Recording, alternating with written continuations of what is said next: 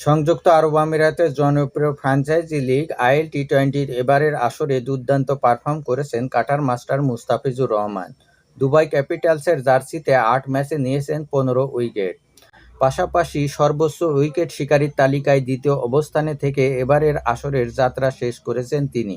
গত রাতে শারজা ওয়ারিয়র্সের বিপক্ষে আইএল টি-20তে মুস্তাফিজুর রহমানের ছিল শেষ ম্যাচ। কেননা আগামী ২৬শে ডিসেম্বর থেকে শুরু হচ্ছে বাংলাদেশ প্রিমিয়ার লিগ বিপিএল-এর দ্বাদশতম আসর। এই আসরে রংপুর রাইডার্সের হয়ে মাঠ মাতাবেন বামহাতি এই তারকা পেসার। রংপুর রাইডার্স এবার তাদের টুর্নামেন্ট শুরু করবে ২৯শে ডিসেম্বর। প্রথম ম্যাচে তাদের প্রতিপক্ষ চট্টগ্রাম রয়্যালস। আজ ২৫শে ডিসেম্বর রংপুর রাইডার্সের হয়ে খেলতে দেশে ফিরবেন মুস্তাফিজুর রহমান। মুস্তাফিজুর রহমান ছাড়াও আইএল টি-20তে খেলছেন আরও দুই বাংলাদেশি ক্রিকেটার তাসকিন আহমেদ ও সাকিব আল হাসান। তাসকিন আহমেদ খেলছেন শারজা ওয়ারিয়র্সের হয়ে, আর সাবেক বিশ্বসেরা অলরাউন্ডার সাকিব আল হাসান খেলছেন এমআই এমিরেটসের হয়ে।